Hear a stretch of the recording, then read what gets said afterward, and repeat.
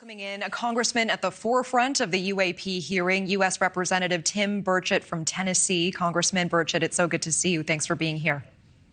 Thank you for having me, Natasha. Let's start with the Pentagon launching that new website. It does provide some declassified information on UFOs, including pictures and video, so the public can take a look. Now, you've said about the Pentagon smells dollars. What do you mean by that?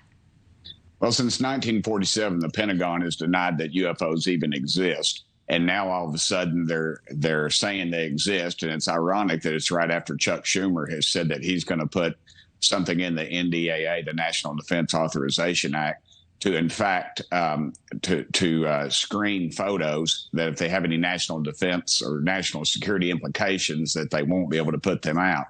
So what they've done is put another layer of government, more dollars. You know, the Pentagon loses $1 billion a year easily.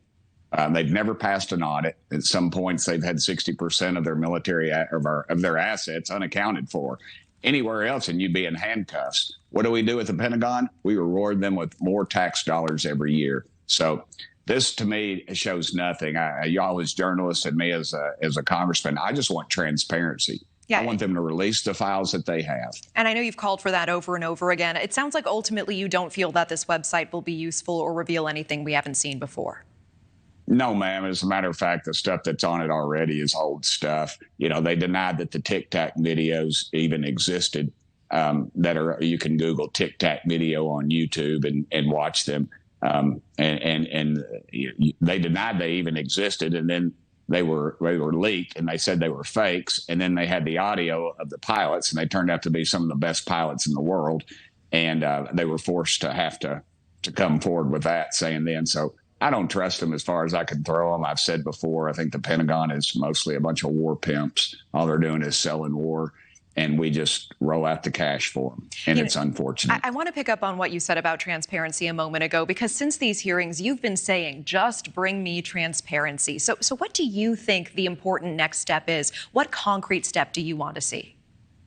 I would like to see the files released to the American public. You know, you're talking about in Washington, D.C., that won't even release the Kennedy assassination files. Nobody's even alive in any of those that dealt with that assassination or that was involved in it. Yet with these UFOs, it's almost a weekly occurrence. I talk to pilots all the time. We're blocked from talking to pilots. They are basically they'll be reprimanded if they do come forward. I had an amendment to the FAA, the Federal Aviation Reauthorization Act, and to just say if a commercial pilot spots a UFO or UAP or some kind of aerial phenomena, that in the report that they make to the FAA, that they have to issue that report to Congress. Well, guess what?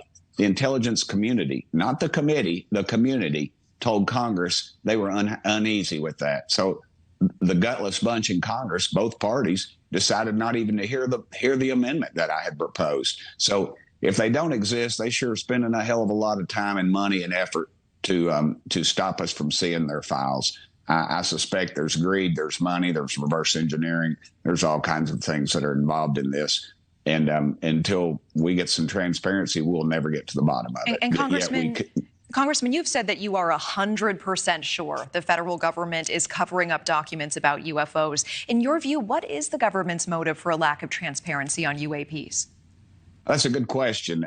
There's a compartmentalization of this. You have an incredible, in these videos you're watching, there's no heat signature.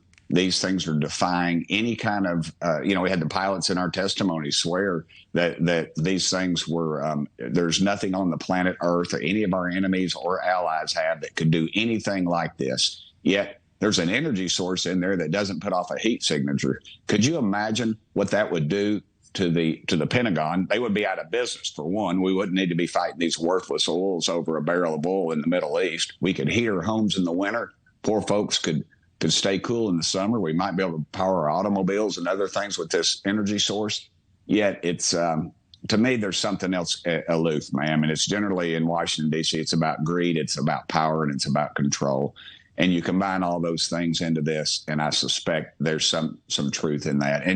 And the fact that what they've done, a lot of it, if you notice the trail of questions I gave towards the end, I went down the rabbit hole of of this thing's been passed off to some industries that we cannot FOIA them. We cannot freedom of information. So they, in fact, pass it on to a business. It's compartmentalized within there. They can reverse engineer some of this stuff. And there again, if you came up with this kind of technology and you put it out piece by piece, you can't imagine the billions and billions of dollars that it would generate. So there's a lot going on with this. And I suspect we will never get fully to the bottom of it because of it. Okay. Congressman Tim Burchett, I always appreciate the perspective and time. Thank you so much for coming on the show. Thank you, Natasha. It's a great, and thank y'all for putting this out. If it wasn't for y'all, this thing would not be out right now. I appreciate you saying that. Thank you.